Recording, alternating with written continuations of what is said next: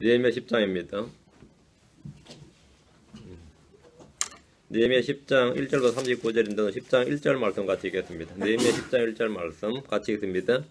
이제 언약의 날이란 자들은 하갈의 아들인 다르샤다 느헤미야와 시드기야와 이렇게 해서 27절까지 말록 하림 바하나였더라 까지입니다. 그래서 언약의 날이란 자들 이름 몇 명이 세어보진 않았는데요. 보면 절마다 3명씩 나오죠. 이름 절마다 1절에서는 이제 2명이지만 나머지는 그러니까 60, 3, 68, 78 뭐 이렇게 대충 해보면 되겠죠. 그 정도 인물이 되겠습니다. 그래서 한 50명 나오네요. 10장에 지금 인물이 인원수가 가지고 언약의 날인한 자들 이렇게 되겠습니다. 언약의 날인했다는 말은 이 자기 도장을 빼서 줬단 말입니다. 그러면은 그 도장을 찍는 겁니다. 언약의 날인한 자들이란 말은 그런 뜻입니다. 자, 기도하겠습니다. 위대하시고 거룩하신 주 하나님 감사합니다. 오늘도 주의 말씀을 은혜롭고 복되게 허락해 주실 간구하고 주의 첫날 첫 시간에 함께 먼 혼들을 복 주셔서 주의 말씀의 은혜를 풍성하게 허락해 주십시오. 저희 몸에는 건강을 주시고 저희 혼에는 지식의 말씀을 허락해 주시고 저희 영에는 성령 충만함과 또 영적인 조명, 빛을 허락해 주실 간구합니다. 그래서 제가 온종일 주의 기쁨과 평강으로 가득하도록 도와주십시오. 감사드리며 주의 성기도합니다. 아멘. 오늘 본문은 언약의 날이라는 자들입니다. 영적 부흥을 경험한 유대인들은 주의 말씀을 듣고 배우고 깨달은 후에 하나님 앞에 언약을 세우고 그 언약 속으로 들어가기를 원했습니다. 그래서 언약의 날인을 했는데 한 도장을 찍었는데 이 말이에요. 날인을 했는데 10장 1절부터 27절까지는 언약의 날이라는 사람들의 명단입니다. 명단이 느헤미야부터 시작해서 바하나였더라까지 해서 1절은 이제 2명이지만 이제 2절부터 27절까지 절마다 3명씩 이렇게 14절은 3명이 넘네요. 그 정도에서 한 50명 가량 약간 50명 정도를 이렇게 이름이 나옵니다. 51명 같은데요. 이름이 나오는데 시내산에서 주님께서 언약을 체결하실 때는 주님이 언약을 주도하셨고 이번에는 이 백성들이 주님은 아무 말씀 안 하시고 백성들이 알아서 언약을 체결하겠다고 자신들이 나선 겁니다. 그래서 백성들이 주 앞에서 자원을 해서 언약을 체결했습니다. 이전에 출애굽한 백성들이 모두 언약 체결에 참여했고 이번에는 바벨론에서 돌아온 유대인들이 언약 체결에 참여했습니다. 전에는 첫 번째는 출애굽한 백성들이 언약을 체결했고 이번에는 출바벨론이죠. 바벨론에서 나온 사람들이 언약 체결에 참여했습니다. 주님은 언약의 날이라는 자들 이름을 성경에 기록해 두셨는데 이들 이름은 하늘과 땅이 없어지기 전까지 또 하늘과 땅이 없어지더라도 결코 없어지지 않습니다. 하나님은 바벨론에서 예루살렘으로 돌아온 유대인들 이름을 기록했습니다. 바벨론에서 유대로 돌아온 유대인들 이름을 기록했습니다. 그게 스가랴 에스라 2장 7장 8장에 그 이름이 나오고 예루살렘 성전을 건축하기 위해서 바벨론에서 자기 조상들의 땅 하나님 주신 땅으로 돌아온 이들의 이름을 성경에 기록해 주신 겁니다. 하나님은 성별을 작정하고 자기 집에서 이방인 아내와 자녀들을 내보낸 자들의 이름들을 또 기록해 주셨습니다. 그게 에스라 10장에 나오고요. 또 느헤미야 3장에서는 하나님을 위해서 성벽을 재건한 사람들, 성벽 재건을 위해서 일한 사람들의 이름을 다 기록해 주셨습니다. 이게 느헤미야 3장이고요. 또 돌아온 유대인들의 인구조사를 위해서 이전에 온 사람들의 명단을 확인해서 또 한 번 그들의 이름을 기록하셨는데 그게 느헤미야 7장입니다. 그리고 주께 언약을 맺고 스스로 그 언약에 날인한 사람들의 이름을 기록해 주셨는데 그게 지금 느헤미야 10장입니다. 그래서 주님께서 그 이름을 기록해 주신 장면을 잘 보셔야 됩니다. 하나님은 유대인들 중에서 바벨론의 권력자들이나 거기서 부자가 된 사람들이나 성공한 사람들이나 학자가 된 사람들은 단 한 명도 언급하지 않으셨습니다. 바벨론 가서 얼마나 성공했느냐 이런 것들은 바벨론 가서 돈도 잘 벌고 고위관직으로 오르고 이런 사람들은 이름을 기록하지 않으셨어요. 하나님은 주를 두려워하며 주를 위해서 일어나서 움직인 사람들의 이름을 다 기록하셨습니다. 예루살렘으로 돌아온 자들, 주의 명령대로 자신을 거룩히 구별한 사람들, 성벽을 재건하는 데 동참한 사람들, 주의 언약 아래 들어오기로 스스로 결단한 사람들, 그래서 날인한 사람들의 이름을 성경에 기록하고 있습니다. 그런 사람들의 이름을 영원히 기록해 두셨습니다. 우리는 여기서 하나님께서 이름을 기록하시는 사람들에 대한 그 기준, 그 관점을 좀 주목할 필요가 있습니다. 하나님은 세상의 영호들의 이름을 기록하지 않습니다.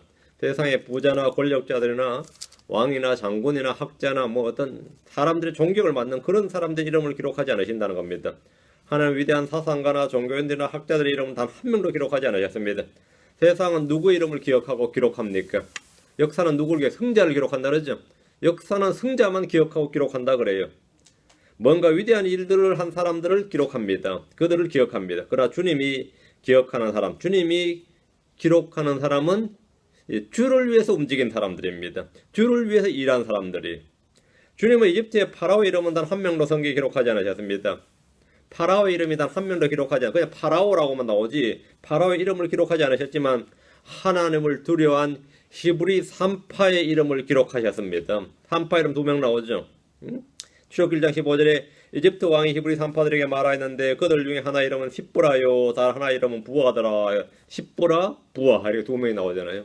우리가 히브리 산파 이름 알게 뭡니까? 그게 뭐 그래 산파가 뭐 그래 중요한 사람들이라고 그죠? 근데 주님께서는 파라오 이름을 기록한 게 아니라 산파의 이름을 기록하였습니다. 왜? 그는 생명을 살리는 일을 했단 말이죠. 주를 두려워하여 했던 파라오의 명을 거역하고 생명을 살리는 일을 했습니다. 당연히 파라오의 명을 거역하면 자기가 죽을지 모르죠. 자기가 죽을지 모르는데 히브리 애들을 살리는 일을 했단 말입니다. 이것이 주님께서는 존귀한 사람들이죠. 주님의 눈에 얼마나 더 위대한 사람이 누구냐면 왕이 위대한 사람이 아니라 히브리 산파들이 위대한 사람이었다 이 말입니다. 하나님이 기억하시는 이름은 권력자가 아니라 하나님을 두려워하고 생명을 위해서 일한 사람들입니다. 주를 두려워하며 생명을 위해서 일한 사람들이에요. 하나님 어떤 부자와 나사로라 하는 거지라고 하심으로써 부자 이름은 말씀하지 않으셨지만 거지의 이름은 나사로라고 밝혀두셨습니다. 누구든지 다 부자 이름을 기억하죠. 여러분 빌 게이츠 이름 알지 뭐 우리 마을에 있는 뭐 거지 이름을 어떻게 합니까? 그러나 하나님은 부자 이름을 기억하지 않으시고 거지 나사로라 하는 거지 이렇게 거지 이름은 또 밝혀두셨다면 성경에 기록해두셨습니다. 세상에 누가 거지의 이름을 기억합니까? 아무도 거지 이름을 기억하지 않고 기록하지 않습니다. 주님이 그 이름을 기억하시는 사람을 운영하셔야 됩니다. 주님은 부자가 아니라 거지 나사로 이름을 기억하시고 기록하셨습니다. 주님은 전도 여행을 다녀서 자신들이 한 놀라운 일에 대해서 증언한 제자들 향해서 말씀하셨는데 누가복음 10장 10절에 그럼에도 불구하고 그 영들이 너에게 굴복한 이 일로 기뻐하지 말고 오히려 너희 이름이 하늘에 기록되었으므로 기뻐하라 하시더라. 너희 이름이 하늘에 기록되었다. 주의 일을 한 사람들의 이름이 하늘에 기록된다. 하나님은 자신의 양떼들의 이름을 부르십니다. 주님은 우리의 이름을 생명책에 기록하십니다.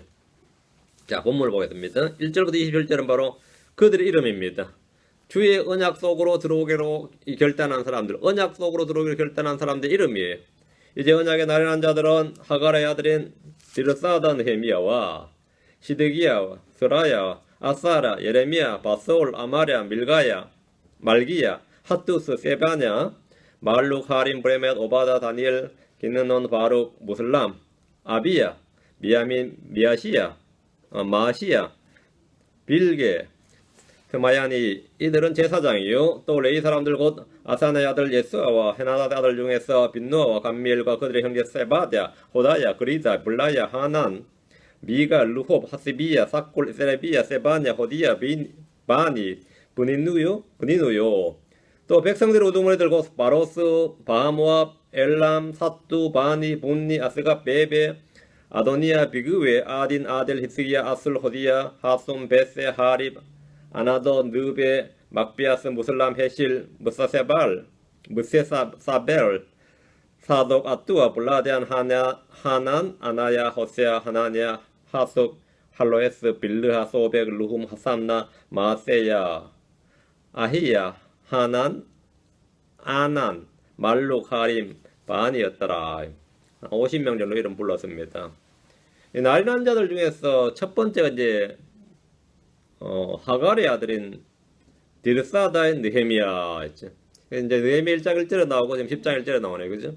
느헤미야 1장 1절에 보면 이제 이 느헤미야가 누구냐를 밝힐 때 보면 하갈의 아들인 느헤미야 이랬죠. 하갈의 아들인 느헤미야인데 이 사람의 계급이 디르사다입니다. 디르사다란 말은 총독이란 말입니다. 하갈의 아들 총독 느헤미야 이 말입니다. 디르사다는 유대 총독의 명칭, 페르시아의 관직명입니다. 성벽 재건을 주도한 느헤미야는 거기서 그치지 않고 백성들의 무너진 믿음을 다시 재건하고자 언약을 세우고 날인하는 일을 주도했습니다. 예루살렘의 성벽 재건보다 더 중요한 것이 그들의 무너진 믿음을 바로 세우는 일이었습니다.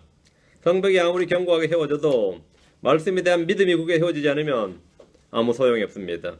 하나님과 언약을 체결함으로써 이들은 다시 모세율법을 바탕으로 한 언약의 백성이 되었습니다. 이제 언약의 나라한 자들, 1절에 이제 언약의 나라한 자들이란 말에서 나리는 계약서에 도장을 찍는 계약행위로서 손에서 인장을 빼서 도장을 찍은 겁니다. 언약을 세우는데 나리한 자들은 통치자들과 레위 사람들과 제사장들이었습니다. 이들이 율법을 지키겠다고 백성들을 대표해서 하나님 앞에 맹세를 한 겁니다. 그럼 나머지 백성들은 어떻게 한 겁니까? 나머지 백성들은 그들 역시 율법을 지키고 행하겠다는 약속, 그 맹세 속으로 들어갔습니다. 28절 봅니다. 백성의 남은 자들과 제사장들과 레위 사람들과 문지기들과 노래하는 자들과 느디님 사람들과 그 땅의 백성들로부터 자신을 분리하여 하나님의 율법에 이른 모든 자와 그들의 아내와 아들 딸들과 지식과 명철이 있는 모든 자가 백성들이 하는데 처음에는 백성의 남은 자들과 다음 제사장들과 레위 사람들과 문지기들과 여기는 전부 다 이제 성전에 관련된 사람들이죠. 노래하는 자들과 느디님 사람들이 성전 일꾼들이거든요. 그 땅의 백성들로부터 자신을 분리해 하나님의 율법에 이른 모든 자, 이건 누구냐면 자기 집에 이방인 아내를 내보낸 사람들이에요. 다음에 그들의 아내와 아들 딸과 지식과 명철이 있는 모든 자가 이 언약 속으로 그 말씀을 듣고 깨달은 자들이 이 말입니다. 언약의 나라한 자들은 대표자들이었고 백성의 남은 자들, 제사장들, 레위 사람들, 문지기들, 노래하는 자들, 느디님 사람들, 그 땅의 백성들로부터 자신을 분리하여 하나님의 율법에 이른 모든 자, 그들의 아내와 아들 딸과 지식과 명철이 있는 모든 자들 역시 주의 말씀에 따라 언약을 세우는데 동참을 했습니다. 이들은 단지 자기 반지를 빼서 언약사에 나란하지 않았을 뿐이지 거기에 이 언약에 동참을 한 겁니다. 신약과 달리 구약에서 서원과 맹세는 율법에 따라 행했습니다. 거짓 맹세를 하지 말라는 것과 서원을 했으면 반드시 갚으라는 명령이 이제 구약의 명령 율법이고, 신약에서는 거짓 맹세하지 말라가 아니라 아예 맹세하지 말라입니다. 맹세하지 말라. 우리 주님께서 나는 너에게 이르노니 결코 맹세하지 말라. 하늘을 두고도 하지 말 것은 그것이 하나님의 왕자이기 때문이요. 왜 맹세하지 말라고 하느냐? 결코 맹세하지 말라. 우리가 맹세를 해도 그걸 지킬 능력이 없다는 겁니다. 내가 내 머리를 두고도 맹세하지 말 것은 내가 머리털 하나도 희거나 검게 할 수 없기 때문이니라. 그래서 하지 말라는 거예요. 구약과 신약이 다른 것은 세대와 대상에 따른 하나님의 경륜의 차이입니다. 말씀 올바로 나누어 적용하고 해석하지 못하면 성경이 모순처럼 보이거나 오류로 느껴집니다. 야고보서 5장 12절에 그러나 내 형제들아 무엇보다도 맹세하지 말지니 하늘로나 땅으로나 다른 어떤 맹세로도 맹세하지 말고 오직 너희의 예는 예라 하고 너희의 아니오는 아니오라 하라. 이것은 너희가 정죄에 빠지지 아니하게 하람이니라. 주님께서 맹세하지 말라고. 우리는 어떤 경우도 주의 이름으로 맹세하지 않습니다. 우리는 언제나 주의 뜻이면, 주께서 허락하시면, 주께서 원하시면 이렇게 말할 뿐입니다.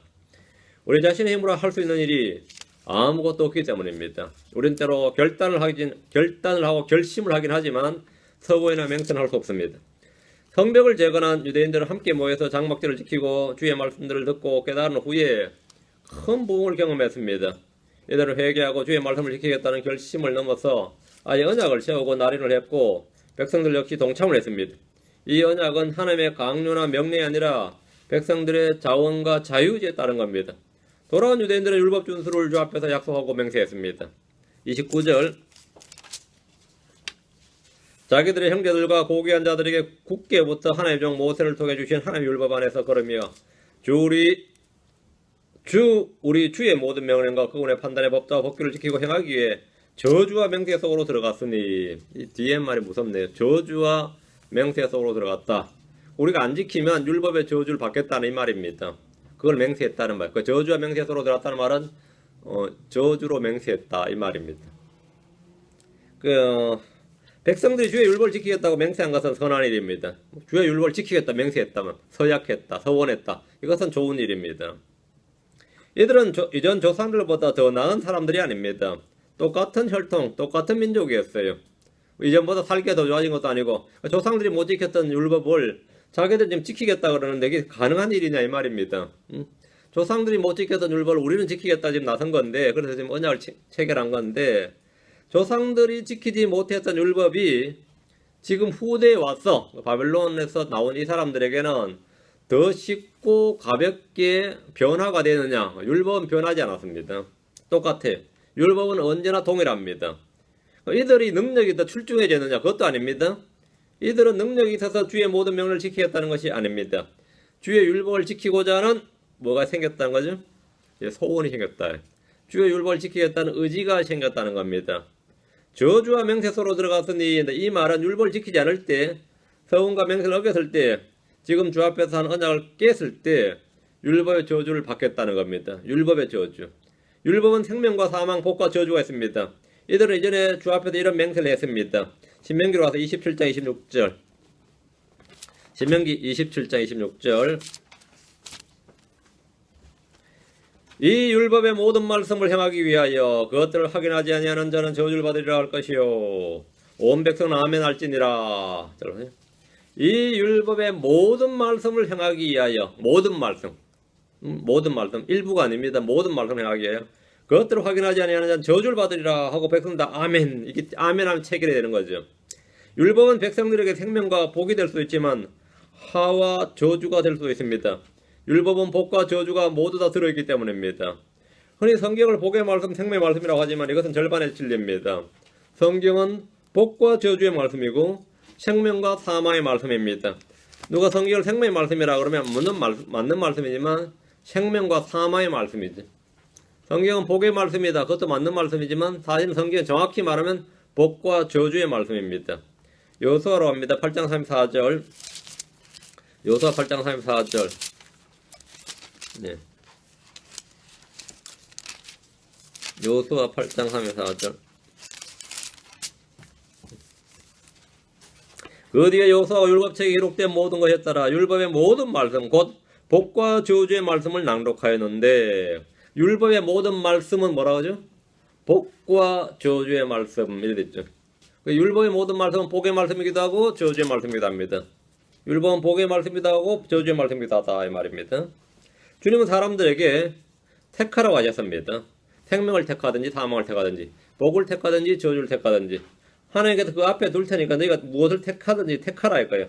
무엇을 택하는지는 각자 자유입니다. 이들은 주의 말씀을 지킬 것과 그렇지 않을 때 율법의 저주와 심판을 받겠다는 맹세 속으로 들어갔습니다. 이 말을 이전에 조상들이 받았던 그런 징벌과 심판과 저주를 자신들이 담당하겠다는 겁니다. 이전에 조상들 역시 저주와 맹세 속으로 들어갔습니다. 그 결과가 뭐였습니까? 그 결과가 바빌론 포로 기간, 포로였습니다. 다니엘서 9장 11절. 다니엘 9장 11절. 율법의 저주를 받은 게 뭐냐면 다니엘서 9장 11절입니다. 참으로 온 이스라엘이 주의 율법을 범하고 심지어 그것을 떠나서 주의 음성에 순종하지 아니하였으므로 하나님의 종 모세의 율법에 기록된 맹세와 저주가 모세 율법에 기록된 맹세와 저주가 우리 위에 쏟아졌사오니 이는 우리가 그분께 죄를 지었기 때문이니이다. 지금 언약의 날이라는 자들과 백성들 역시 율법을 지키지 않을 때 율법에 기록된 맹세와 저주가 그들 위에 쏟아지게 됩니다. 이것이 율법의 저주입니다. 이후로 유대인들은 유일신 종교와 안식일 준수라는 계명을 준수하는 데 전력했습니다. 그 땅에는 이전의 조상들 사이에 유행했던 우상 숭배가 사라졌습니다. 이는 놀라운 변화입니다. 다시 느헤미야로 와서 30절입니다. 느헤미야 30절. 그것은 곧 우리가 우리의 딸들을 이 땅의 백성에게 주지 아니하고 우리 아들들을 위해 그들의 딸들을 데려오지 아니하며. 맹세의 내용이 이겁니다. 언약의 내용이 뭐냐? 언약의 내용이 첫째가 분리예요. separation입니다.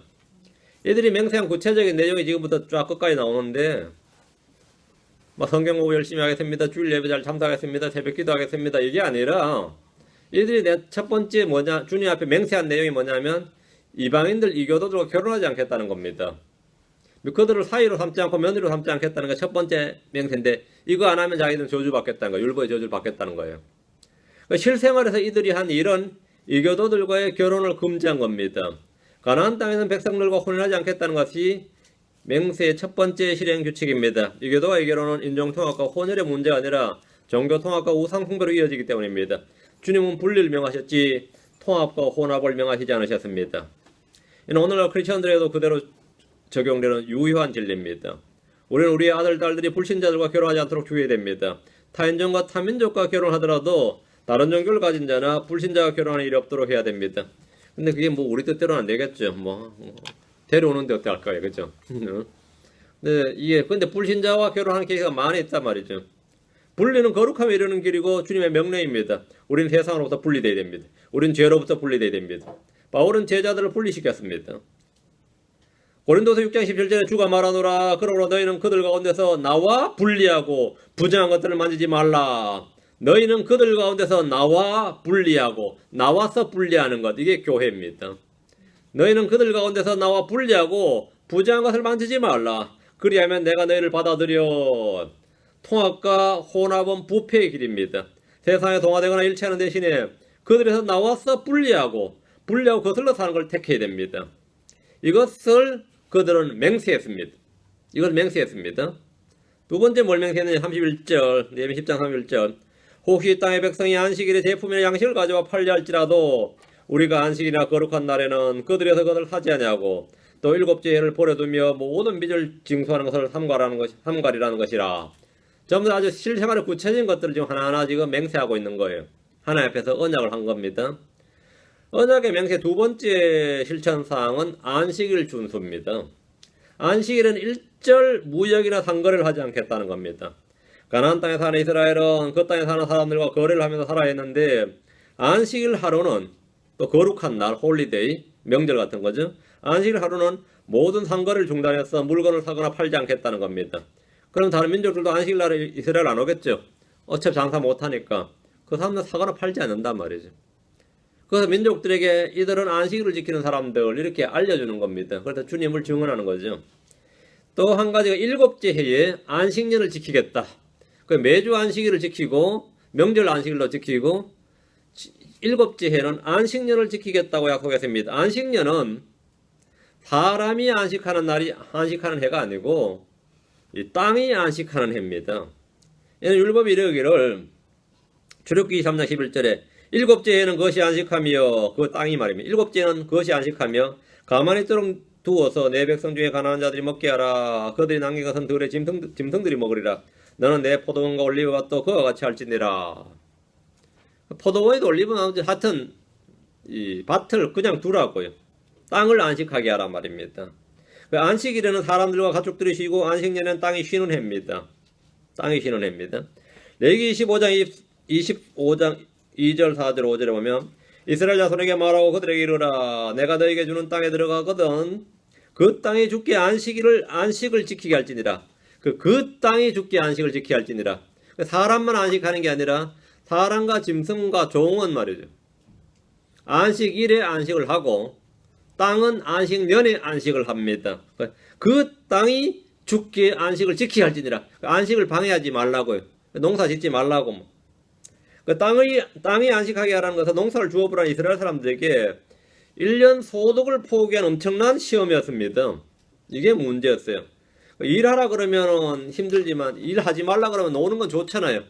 근데 그게 아니었다 이거예요. 노는 게 더 힘들었어요. 왜? 소득을 포기해야 되니까. 원래는 일하지 마 그러면 사람들이 만세불레 될 것 같은데 원래는 일하지 마 그러면 견딜 수가 없는 거죠. 탐욕에 물든 사람들은 안식일에 장사를 포기하지 못합니다. 특히 장사가 잘 되면 잘 될수록 이날 문을 닫는 것은 고통입니다. 그런데 일주일에 하루도 힘든데 아예 한 해 동안 땅에 안식을 주라는 것은 참으로 힘든 일이었습니다. 뻔히 보이는 수입을 포기하는 것이기 때문입니다. 레위기 25장 4절 5절에 일곱째 해는 안식한 안식이 그 땅에 있게 할지니 곧 주께 대한 안식이라. 너는 내 밭에 씨를 뿌리거나 내 포도원을 가꾸지 말며 내 수확물 중에서 저절로 난 것을 거두지 말고 손질하지 아니한 내 포도나무에 포도를 거두지 말라. 이거 참 엄청난 말이죠. 그 해는 그 땅의 안식년이니라. 그 나무라는 게 말이죠. 씨는 안 뿌리면 된다 치고 유실수는 가만히 놔둬도 열리거든요. 그렇죠. 가만히 놔둬도 열린다고. 포도는 가만히 놔둬도 포도나무는 포도가 열리고 복숭아는 복숭아 열리고 사과나무는 사과 열린단 말입니다. 그거는 누구 거냐면 나는 가만히 둬 그걸 거슬러 건드리면 안 돼요. 얼마나 아까워요. 저절로 열리는데 그건 나그네나 과부나 가난한 자들이 먹는 거래요. 그 가난한 자 과부는 땅 없는 가난한 자나 과부들이나 이런 사람들 와서 뭐 하는 거예요? 고아들이나 와서 포도를 따고 유실을 따는 겁니다. 그 하나님께서 이렇게 해놨는데 이게 완전 복지제도였어요. 그 너희들 건드리지 말라는 겁니다. 근데 이건 완전히 그들에게 시험이지. 율법은 분명하게 이것을 명령하지만 이 명령은 가나안 땅에 들어온 이후로 한 번도 지켜지질 않았습니다. 다윗이나 솔로몬 시대에도 이들은 이 땅에 안식을 주지 않았습니다. 아까운데 가서 거둬야지. 아까운데 뭐 이래 된 거죠. 그 결과가 뭐냐면 하나님께서 그들을 타국 땅으로 옮기시고 그 땅에 안식을 주신 겁니다. 레위기 26장 34, 35절에 그러면 그 땅이 황폐한 채 있고 너희가 너희 원수들의 땅에 거하는 동안에 그 땅에 자기 안식을 누리라. 바로 그때 그 땅에 안식하며 자기 안식을 누리니 너희가 그 땅에 거하며 안식할 때에 그 땅에 안식을 얻지 못하였으므로 그 황폐한 동안에 그 땅에 안식하리라. 너희가 바벨론에 가서 아니면 다른 나라에 포로로 잡혀가면 땅은 뭐가 되는 거죠? 주인 없는 땅이 되는 거죠. 그럼 땅이 안식한다 이 말입니다. 너희가 땅에 안식을 안 주면 강제로 땅에 안식하도록 주님께서 쉼을 주시겠다는 거예요. 바벨론 포로기 70년은 그들이 490년 동안 한 번도 안식년을 지키지 않았기 때문에 주님이 70년을 그 땅에 안식을 준 겁니다. 얘들은 안식일과 안식년을 지킬 것을 주님 앞에 맹세를 했습니다. 근데 진짜 잘 지켜졌는지 모르겠어요. 어쨌든 맹세했어요. 맹세를 했습니다. 두 번째 한 일이 이거 맹세고, 첫 번째는 분리, 결혼에 관한 거고, 두 번째는 안식일과 안식년 준수, 이것을 맹세하고 안 지키면 율법의 저주로 우리를 저주하시로 뭐 저주하셔야 된다 이런 말입니다. 32절 우리가 또 우리를 위하여 규례를 정해 해마다 3분의 1 세겔을 부담하여 우리 하나님의 입을 섬기는 일에 쓰게 하되, 요건 좀 이상합니다. 3분의 1 세겔이 아니라 반 세겔이에요. 율법에 반 세겔 내렸지 3분의 1 세겔을 내라고 하지 않았는데, 우리가 또 우리를 위하여 규례를 정해 이랬죠. 우리가 규례를 정하겠다. 근데 규례는 자신들이 정하는 게 아닙니다. 하나님 율법이 정해놨지. 우리가 우리를 위해 규례를 정해 이렇게 했는데, 이 구절은 좀 주의해야 됩니다. 주께서 율법으로 주신 규례는 반 세겔이에요. 모세 율법은 3분의 1 세겔이 아니라 반 세겔을 내라고 되어 있습니다. 출애굽기 3장 13절에 그들이 드릴 것은 이러하니라. 곧 계수된 자들 가운데 드는 자마다 성소의 세겔에 따라 반 세겔을 바칠지니 1세겔은 20개라니라. 반 세겔은 주의 헌물이 될지니라. 이게 혼의 속죄로 해서 20세 이상 되면 무조건 이걸 내야 됩니다. 이것은 성전 세금으로 부자나 가난한 자나 똑같이 내는 겁니다. 가난한 자라고 깎아주거나 부자라고 더 내는 게 아니에요. 똑같아요. 이건 평등입니다. 성소의 세겔은 반 세겔이라는 것은 누구나 다 아는 율법입니다. 그런데 이들은 율법에 따라 반 세겔을 내는 것이 아니라 자기들이 규례를 정해서 3분의 1 세겔을 해마다 부담하겠다고 했는데, 이는 당시 그들이 극심하게 가난했기 때문입니다. 반 세겔을 해마다 낼 여유가 안 됐다 이거죠. 그래가지고 좀 리듀스, 좀 줄여준 겁니다. 스스로. 33절입니다. 곧 보여주는 빵과 항상 드린 음식 업물과 항상 드린 번제 업물과 안식일과 월삭과 정한 명절들에 드릴 것과 거룩한 것들과 이스라엘 위해 속죄하는 죄 헌물과 우리 하나님의 집에 모든 일을 위해 쓰게 하였고, 그 3분의 1 세겔 내가지고 이걸로 뭐 한다고요? 성전 기금으로 성전에서 사용하는 모든 경비에 충당하겠다 이 말입니다. 이 돈 안 내면 성전에서 뭐 합니까? 돈을 못 쓰는 거죠.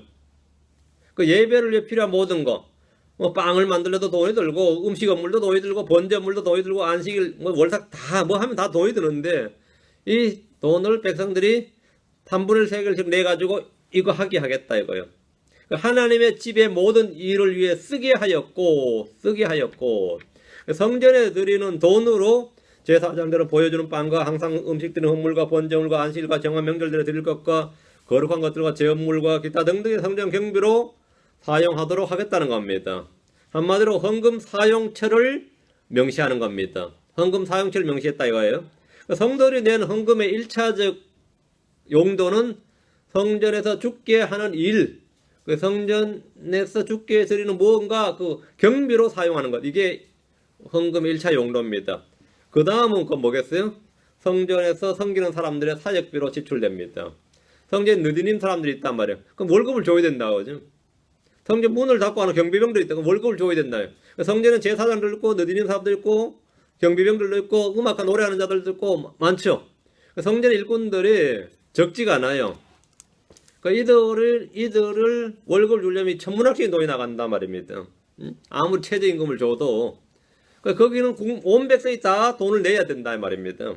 그걸 하겠다는 건 34절입니다. 또 우리가 제사장들과 레위 사람들과 백성들 가운데서 제비를 뽑아 우리 조상들의 집에 따라 해마다 정한 때 나무 헌물 우리 하나님의 집에 가져와 율법에 기록된 대로 주 우리 하나님 재단 위에서 태우게 하였으며 34절 나무를 가져오겠다는 거네요.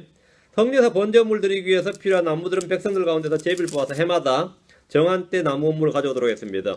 이건 돈으로 안 사도 되도록 한 거죠. 이거는 나무를 배우면 되니까 노동력으로 대신하는 거고. 35절 해마다 우리 땅의 첫 열매와 모든 나무의 모든 과일의 첫 열매를 주의 집에 두기로 하였고, 이거는 이제 소득을 가져오는 거예요. 문자 그대로. 우리 땅의 첫 열매와 땅의 모든 나무의 모든 과일의 첫 열매를 주의 집에 두기로 하였고 하면 이걸 문자 그대로 가져오는 겁니다. 수학에서 첫 열매는 전부 다 술에 끌고 와가지고 성전에 두는 걸 말해요. 성전에 드려야 할 것들의 목록인데 땅의 첫 열매 모든 나무의 모든 과일의 첫 열매를 드리기로 했습니다. 율법에 이르기를 출애굽기 3장 19절에 너는 내 땅의 첫 열매 처음 것을 주 내 하나님의 집에 가져갈지니라. 그건 자신들이 팔아서 먹으면 안 돼요.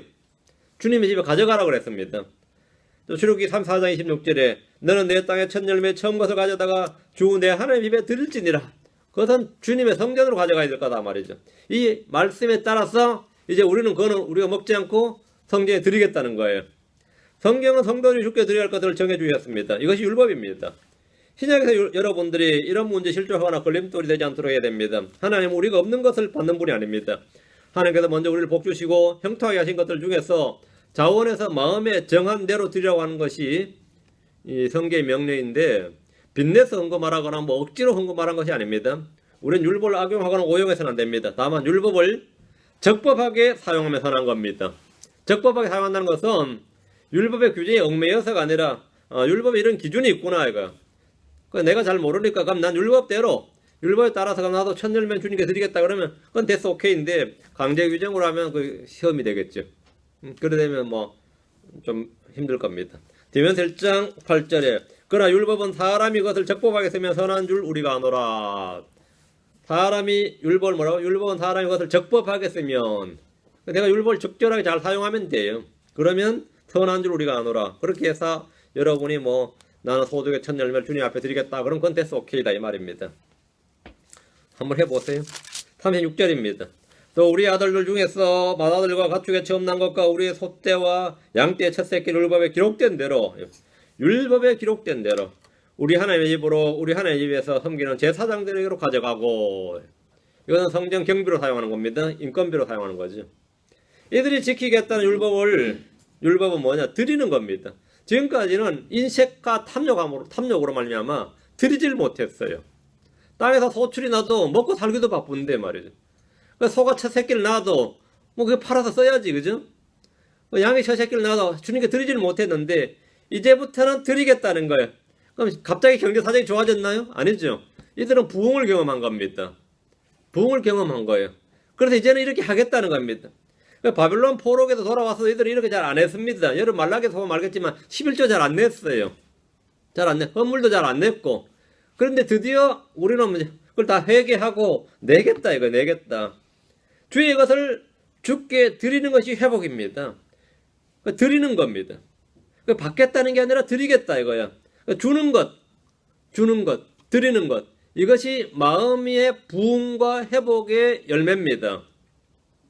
주께 드려야 할 것을 드리지 않았던 것을 회개하고 자신들의 소유를 드리겠다고 맹세한 겁니다. 주의 것을 주께 드리자. 주의 것을 주께 돌려드리자 이겁니다. 지금 36절에 보면 율법에 기록된 대로 우리 하나님의 집으로 우리 하나님의 집에서 섬기는 제사장들에게로 가져가고, 이 말씀은 이들이 무엇을 누구에게 드려야 되는지를 잘 보여주고 있습니다. 37절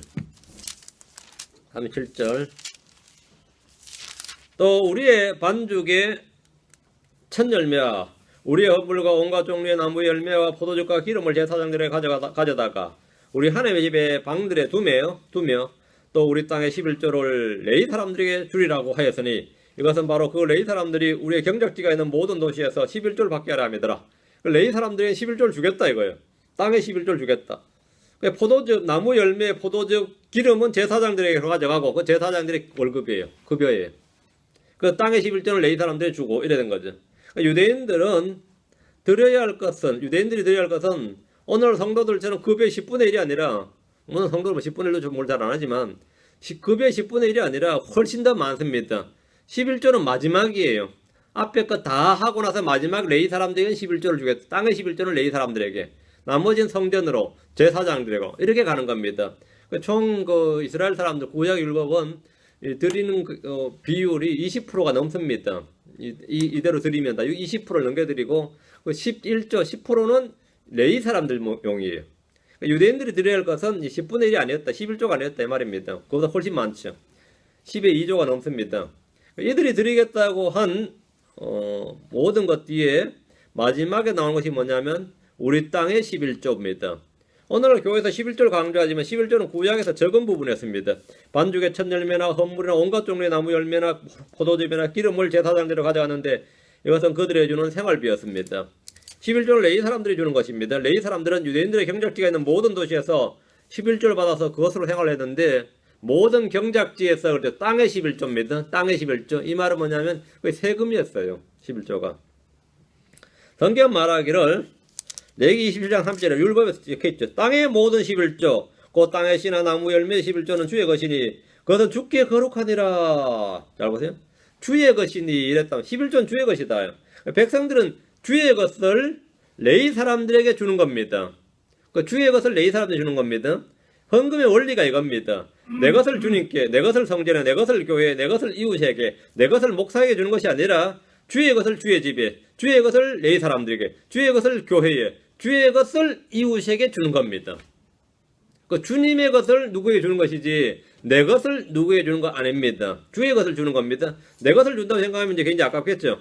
주의 것을 주님께 드리든지 주의 집에 드리든지 제사장들에게 가져오든지 레위 사람들에게 주는 겁니다.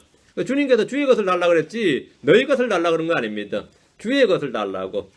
내 거 리턴하라고요. Return unto me 그겁니다. 내게 돌려다오. 내 거 내한테 돌려달라고. 땅의 11조나 소떼나 양과 염소떼의 11조는 주께서 레위 사람들에게 주어서 상속하게 하셨습니다. 주께서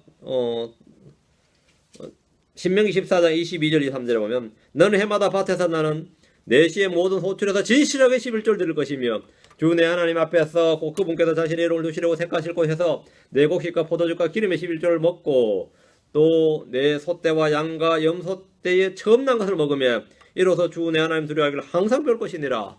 그래서 이 11조 내는 걸로 주 두려워하기를 배우라는 말인데 이게 뭔 말이에요? 11조 안 내면 주님 두려워 안 하는 거예요. 예. 11조를 항상 내가지고 주 내 하나님 두려워하기를 항상 배울 것이니라. 그러니까 이건 일상의 경제적 문제에서 그 경제의 그 주권을 말이죠. 경제권을 집에서 누가 가져요? 어떤 집은 시아버지가 갖고, 어떤 집은 남편이 갖고, 어떤 집은 마누라가 갖고 그러죠. 그 경제권을 누가 갖고 있느냐 이 말입니다. 그 크리스천의 경제권 누가 갖고 있는 거죠? 주님께 있다 이 말입니다. 주 내 하나님 두려워하기를 항상 배울지니라.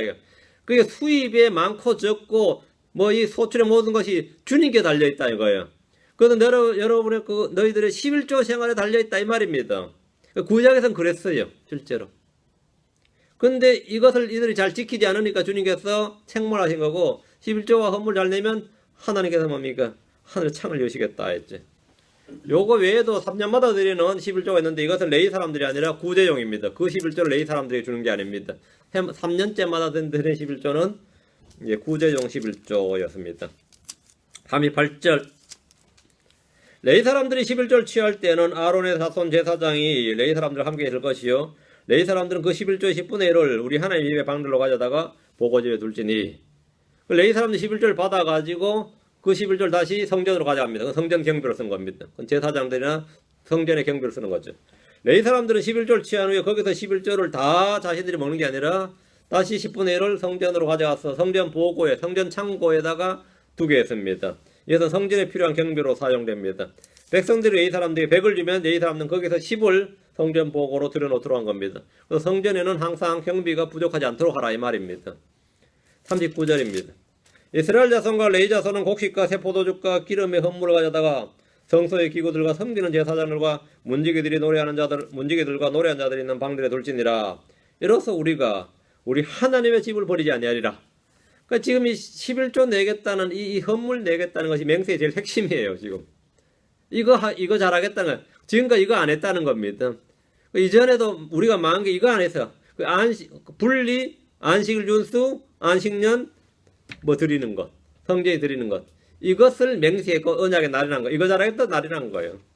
이스라엘 자손은 땅에서 난 것들로 레위 자손은 11절 받은 것들 중에서 곡식과 세포도주가 기름 헌물 성전으로 가져와서 제사장들, 문지기들, 노래하는 자들 있는 방들에 두게 됩니다. 성전에서 일하는 사람들이 굶지 않도록 피로를 채워주는 겁니다. 얘들이 지키겠다고 맹세한 율법의 핵심 내용이 이교도와의 혼인을 금지하고 안식일과 안식년을 잘 지키고 성전에 세금을 내고 3분의 1개월씩 1년에 성전에 세금을 내고 헌물과 11조를 철저히 내겠다. 이것이 언약의 날이라는 내용이에요. 이게 맹세의 내용이었습니다. 그 언약의 날이라는 자들이 결론이 뭐냐? 39절. 이로써 이렇게 언약을 지킴으로써 우리가 우리 하나님의 칩을 버리지 아니하리라. 성소를 귀중히 여긴다 이 말입니다. 우리 하나님의 집을 버리지 아니하리라. 주의 것을 주께 드림으로 주의 집을 버리지 않겠다고 맹세한 겁니다. 이거 안 하면 하나님께서 우리를 저주로 저주하십시오. 뭐 이런 거죠. 율법의 저주로 저주하십시오. 그럼 말라기에 보면 헌물과 11조를 하지 않았어 주의 것을 강도질을 했다는 책망을 받는 유대인들이 나옵니다. 이들은 그렇게 하지 않기로 언약을 세우고 인장을 찍어서 날인을 했어요. 날인을. 이는 주께 복을 받는 길입니다. 엄청난 희생을 한 게 아니라 사실은 엄청난 복을 받는 길을 스스로 택한 겁니다. 주께 복을 받기 전에 우리에게는 뭐가 필요하냐면 언제나 주께 드림이 필요합니다. 그 여러분 시간일 수도 있고 여러분의 뭐 힘일 수도 있고 돈일 수도 있고 마음일 수도 있고 몸일 수도 있고 하여튼 여러분이 뭔가를 드려야 됩니다. 그건 주님께 뭔가 복을 받는 길이다 말입니다. 이들은 이 언약대로 행하면 하나님은 하늘에서 창을 열어서 복을 쏟아부어주겠다고 했다고 하셨습니다. 말씀을 지킨 일은 언제나 복된 일입니다. 오늘은 여기까지 하고요. 10장까지 하고 11장은 다음 시간에 하도록 하겠습니다. 예, 장기도 하겠습니다. 위대하시고 거룩하신 주 하나님 감사합니다. 함께 도우시고 오늘도 복을 주셔서 주의 말씀을 은혜롭고 복되게 하셔서 듣는 모든 혼들이 마음 가운데 늘 주의 말씀을 풍성히 가하게 할 수 있도록 도와주시길 간구합니다. 주의 영을 충만케 해주십시오. 감사드리며 주의 승리합니다. 아멘.